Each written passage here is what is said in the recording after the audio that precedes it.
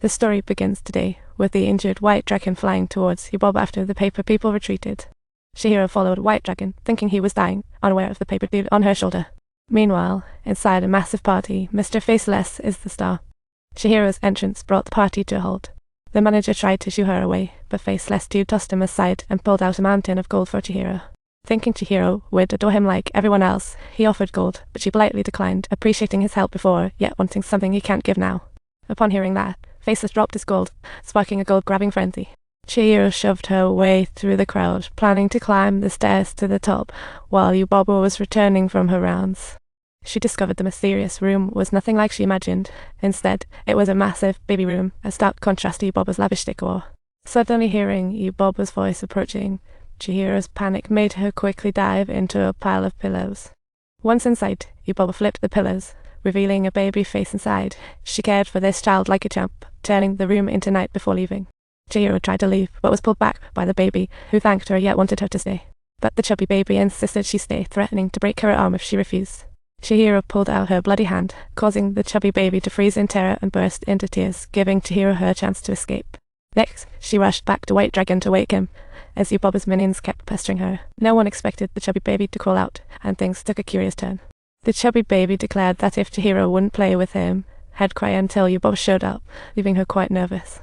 Before she could explain, the baby wailed, making her ears ring. "Wow, you're heavy," she exclaimed, and suddenly a paper person morphed into Yubaba.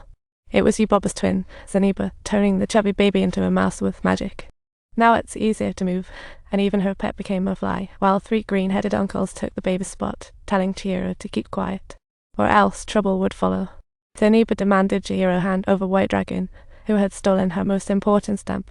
Zeniba pitied White Dragon who, to learn magic, became his sister's minion under Yubaba. The cursed stamp led thieves to grim fates.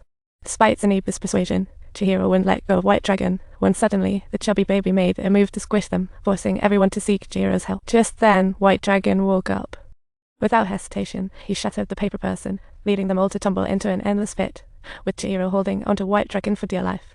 In that moment, she felt DJ Current's design vu, as if experiencing it in her childhood. Eventually, they landed near the Boiler Man, who sensed White Dragon's life was hanging by a thread. He suspected something inside posed a threat to life, so Chihiro quickly fed White Dragon a stamina pill. Thinking that the master of the river gave it to her to save him, White Dragon refused to eat it.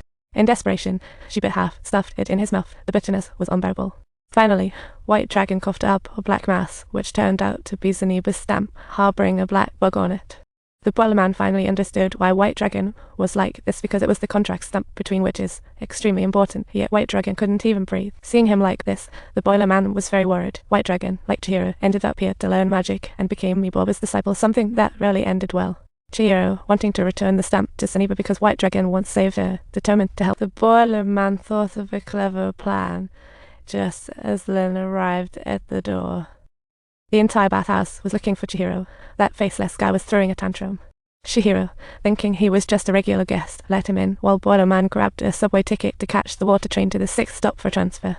However, no trains were returning, but Chihiro still needed to go. Upstairs was an emergency, as Yubaba was barely hanging on. Upon seeing Yubaba, the chubby baby seemed hopeful, but how could he tell that the mouse was a little one? So he joined Chihiro to greet the guests. Chihiro would be fine alone, right? Then you go disguised as her. The faceless guy is pretty darn scary now. Yet even so, he remembered Chihiro's name and pulled out some snacks to share with her.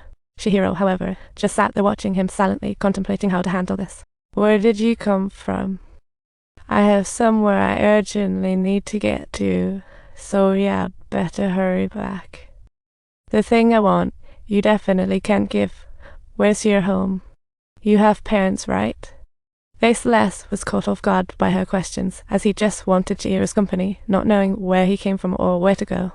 He pulled out gold to threaten Chihiro into making him treats. The chubby baby wanted to help, but was powerless, so he brought out a pill upon seeing Faceless. Originally meant for his parents, but now, in an emergency, he couldn't care less.